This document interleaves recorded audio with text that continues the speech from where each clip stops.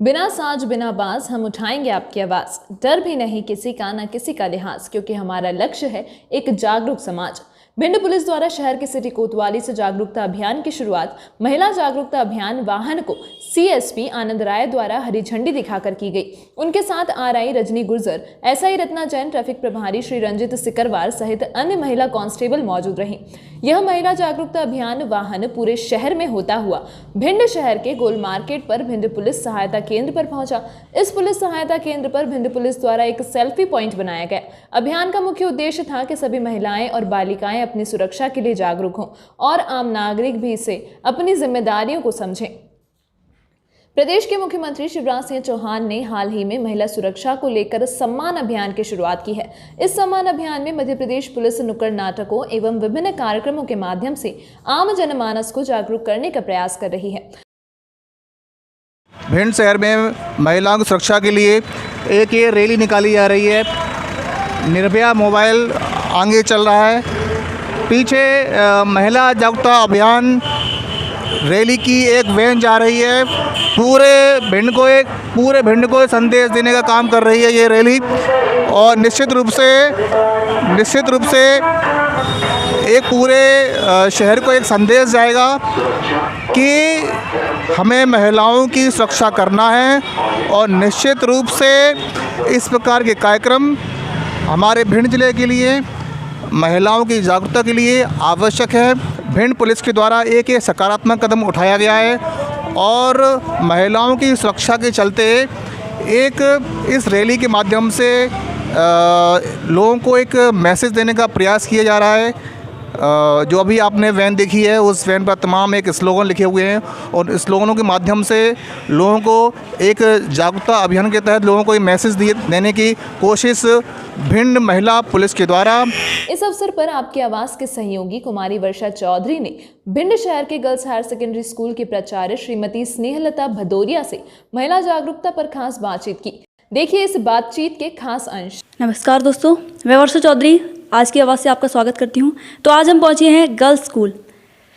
जैसा कि देखते ही चले आ रहे हैं कि आज लड़कियाँ किसी से कम नहीं, जैसे स्कूल से ही पता चला है गर्ल्स स्कूल, यानी यहाँ पर लड़कियाँ ही पढ़ती होंगी और लड़कियों की सुरक्षा की जिम्मेदारी, उनकी शिक्षा की जिम्मेदारी, ये सब टीचर्स के ऊपर रहता है। अगर वो स्कूल में आती हैं घर से, तो स्कूल में आके घर वाले बेफिक्र हो जाते हैं कि हमारी जो बच्चियां हैं वो अब टीचर के हवाले हैं, उन्हें ही इनको संभालना है। तो यहाँ आकर जो शिक्षक उन्हें शिक्षा देते हैं और आगे बढ़ने के लिए प्रेरित करते हैं और सुरक्षा के क्या क्या इंतज़ाम करते हैं, वो काबिले तारीफ़ है।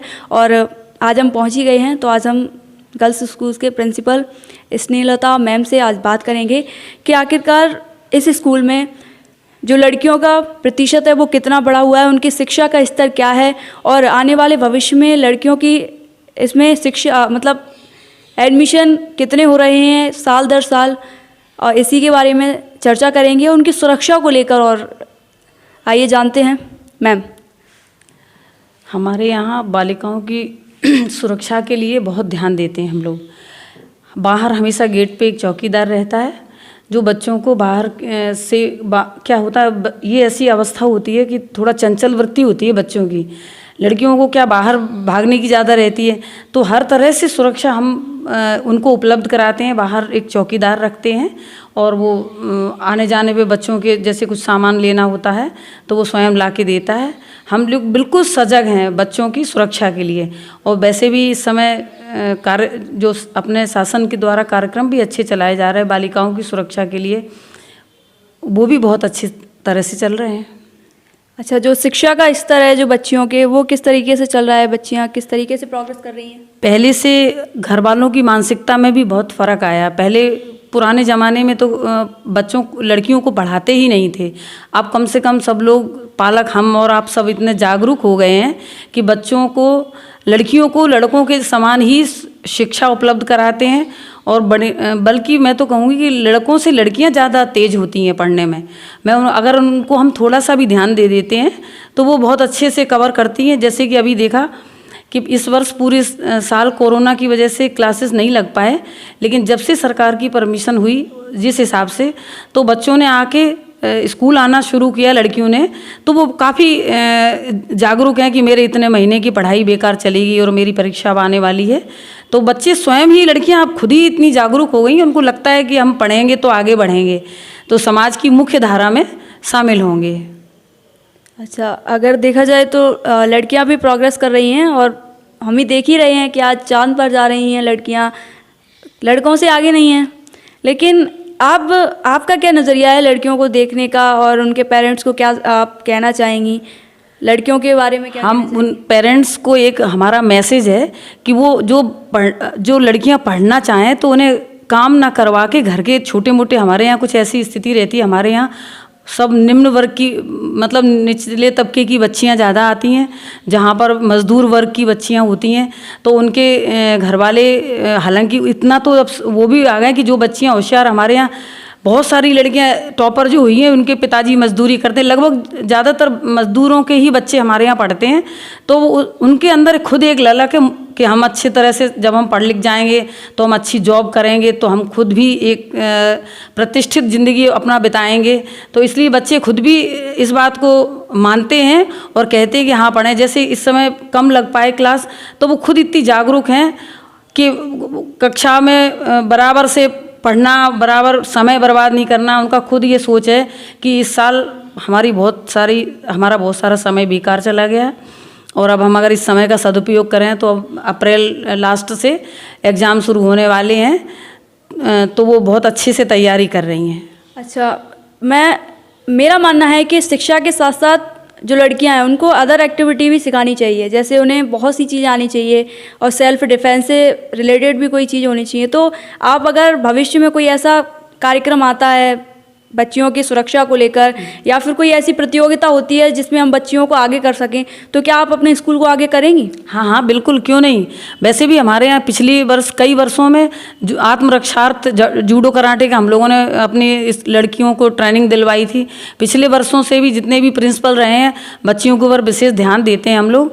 और मैं खुद भी सोच रही हूँ कि जब से कोरोना की वजह से अभी सारे कार्यक्रम ये बंद हुए हैं, अभी नहीं चल रहे हैं, लेकिन यह है कि भविष्य में कुछ ऐसे विशेष खेलों में, जैसे हमारी बच्चियां नेशनल तक खेल के आई हैं, और आगे बढ़ें, हर एक्टिविटीज़ में भाग लें, उनका डेवलपमेंट अच्छी से हो सके, और कोई नई विधाएं भी लाएंगे, जैसे तीरंदाजी वगैरह है। तो मेरा ऐसा मानना है कि जो विद्यालय में हमारे में गेम नहीं है, हम उन गेम को भी लाएंगे तो बच्चियां उसमें अच्छा कर सकती हैं, वो पूरा प्रयास करेंगे। लेकिन अब इस वर्ष क्या है, कोरोना की वजह से सरकार ने कुछ ऐसी गाइडलाइन तय की हुई है कि अभी स्कूल खुले हैं तो अब थोड़ा पढ़ाई पर ही ज़्यादा फोकस है, क्योंकि बच्चों का काफ़ी समय बर्बाद हो चुका है।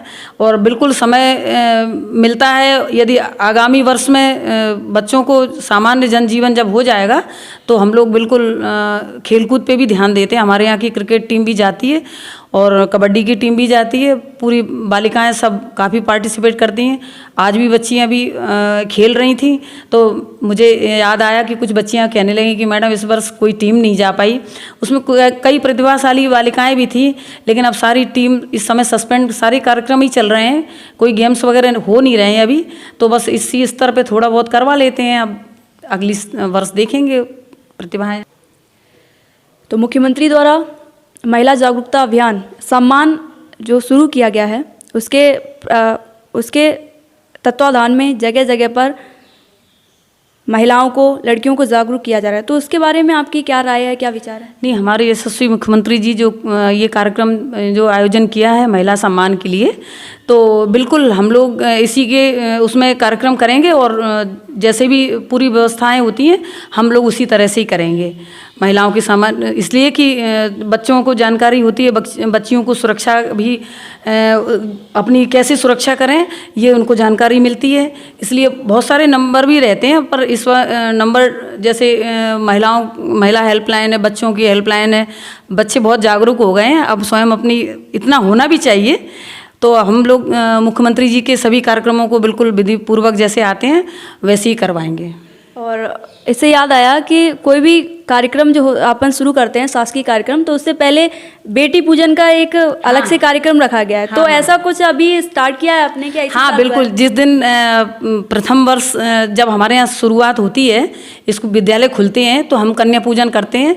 हमारा तो विद्यालय ही बालिकाओं का है, तो हम करते हैं पूजन। हमारे यहाँ के सभी स्टाफ मेंबर्स आते हैं और बच्चों कन्या पूजन करके ही कक्षाएं शुरुआत करते हैं।